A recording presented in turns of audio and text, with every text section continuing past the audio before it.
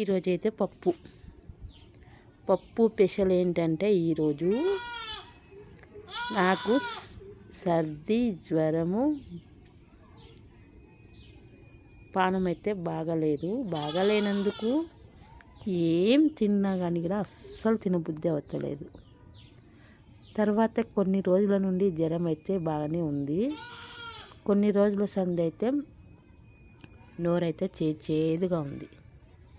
ఎందుకో ఈరోజు అన్నం లేకుండా పప్పుని ఇలా కూరగాయ ముక్కలు వేసి పప్పు దగ్గరికి చేసుకొని ఇలా ఓన్లీ పప్పే తాగాలి, ముక్కలు తినాలి అని అనిపించింది. ఒక్కొక్కసారి మనకు జ్వరం వచ్చినప్పుడు ఇలానే అనిపిస్తుంది. ఒక్కొక్కరికి ఒక్కొక్క విధంగా తినాలి అనిపిస్తుంది. తర్వాత నాకైతే ఈ పప్పుని దగ్గరికి చేసుకొని ఇలా వేడి పప్పు తాగుతూ కూరగాయ ముక్కల్ని తినాలి అనిపించింది. ఇక దగ్గరుండి మరి కుక్కర్లో కాకుండా గిన్నెలో ఉడకబెట్టిన పప్పుని, కందిపప్పును ఉడకపెట్టుకొని అందులో అయితే నేనైతే కొద్దిగా లేట్ అయినా సరే కానీ టేస్ట్ మాత్రం సూపర్ ఉంటుంది ఇలా చేసుకుంటే. ఎప్పుడన్నా మనం టేస్టీగా కడుపు నిండా తినాలి అనిపించినప్పుడు కుక్కర్లో కాకుండా ఇలా ఒకసారి గిన్నెలో ఉడకపెట్టుకొని పప్పు చేయండి. కందిపప్పుని టేస్ట్ మాత్రం సూపర్ ఉంటుంది. 2 రోజులైనా బయట పెట్టిన పప్పు ఖరాబ్ అయితే కాదు. చింతపండు వేసి చేస్తే టేస్ట్ మాత్రం సూపర్గా ఉంటుంది. మరి నాకిడ ఎందుకో ఇక పప్పునైతే కూరగాయ ముక్కలతో తింటూ వేడిగా పప్పునైతే తాగాలి అని అనిపించింది. ఇక వెంటనే ఆలస్యం చేయకుండా కొద్దిగా ఓపిక తెచ్చుకొని మరి నేనైతే పప్పునైతే ఇలా ఉడికించుకున్నాను. కందిపప్పుని దోరగా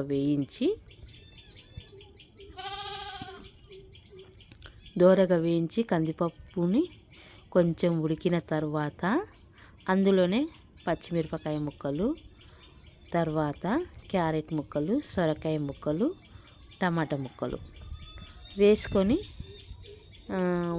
పప్పుని కొంచెం ఉడికిన తర్వాత రుబ్బుకున్న తర్వాత మళ్ళీ వీటిని టమాటాలని, సొరకాయ ముక్కల్ని, పచ్చిమిర్చిని, క్యారెట్ ముక్కల్ని అయితే వేసుకొని పప్పులోనే ఉప్పు, కారం, పసుపు, కొంచెం చింతపండు రసం వేసి కూరగాయ ముక్కలు ఉడికిన తర్వాత ఇవన్నీ వేసిన తర్వాత ఇక మొత్తం మీద అయితే పప్పు వేడిగా అయితే రెడీ అయిపోయింది. చూడండి, ఇలా రెడీ అయిన పప్పుని నేనైతే పోపు అయితే వేసుకున్నాను.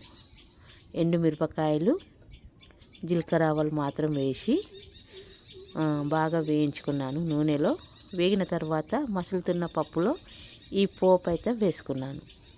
పోపు వేసిన వెంటనే తర్వాత స్టవ్ ఆఫ్ చేసి బాగా చాలా కలమాకు, కొత్తిమీర పచ్చిదే వేడి మీద బాగా వేసుకున్నాను. కొత్తిమీర, కరివేపాకు వేసుకొని ఇక కొద్దిసేపు ఆగిన తర్వాత ఒక గిన్నెలో అయితే పప్పు అయితే వేసుకున్న తర్వాత వీటినైతే ఇక కూరగాయ ముక్కలు తింటూ ఇలా పప్పు మధ్యలో తాగుతుంటే నోటికి అయితే చాలా రుచిగా ఉంది. అసలు ఇన్ని రోజుల సంధి జ్వరం వచ్చిన తర్వాత నాలుక చప్పదనానికి ఈరోజైతే ఈ పప్పుని నేను ఎలా అనుకున్నానో అలానే వచ్చింది పప్పు అయితే. ఇక వచ్చిన దాన్ని నేనైతే ఈరోజైతే ఉట్టి పప్పునే తింటున్నాను. చూడండి, మనకి ఎప్పుడన్నా బాగా జ్వరం వచ్చినప్పుడు ఏదన్నా తినాలి అనిపించినప్పుడు అది వెంటనే ఆలస్యం చేయకుండా అది వెంటనే మన చేతులారా మనం చేసుకొని మనం ఏమైతే తినగలుగుతామో అది చేసుకొని వండుకొని ఇలా తింటే కొంచెం నీరసం పోయి కొంచెం నాలుక రుచిగా మారుతుంది. అప్పుడు కొంచెం మనకి ఇష్టమైన ఫుడ్ని, అన్నాన్ని తినేయచ్చు. చూడండి, జొన్న రొట్టె తిన్నా చేదు అనిపిస్తుంది, గోధుమ రొట్టె తిన్నా చేదు అనిపిస్తుంది, అన్నం తిన్నా చేదు అనిపిస్తుంది, ఇడ్లీ అసలు ఏది తిన్నా నోటికి చాలా చేదు అనిపిస్తుంది. బాగా జ్వరం వచ్చినప్పుడు కొంచెం జ్వరం తగ్గే ముంగల ఏదో ఒకటి ఇలా తినాలి, తాగాలి అని అనిపిస్తుంది కదా. వెంటనే ఆలస్యం చేయకుండా ఇలాంటివి అయితే ట్రై చేయండి. నోటికి చాలా రుచికరంగా టేస్టీగా భలే ఉంటుంది. ఈసారి అయితే నాకెందుకో పప్పుని తినాలనిపించింది.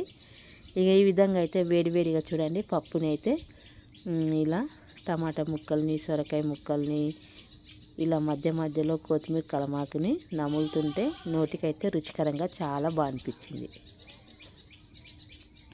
మొత్తం మీద అయితే ఈరోజైతే ఒక మంచి రుచికరం పప్పు అయితే చేసిన. పప్పు కూడా చాలా ఎక్కువే చేసుకున్నా నేనైతే. ఆ ఇంట్లో వాళ్ళు కూడా ఈ పప్పుని చాలా ఇష్టపడతారు. మామూలుగా సాంబార్ కాకుండా, సాంబార్ మసాలా పొడులు ఏ వేయకుండా సాంబార్ కాకుండా పప్పుని అయితే ఈ విధంగా అయితే చేసుకున్నా. ఈ విధంగా చేసుకొని ఇక వేడివేడిగా అయితే తినేసిన. ఇక నోటికి చాలా రుచిగా అనిపించింది.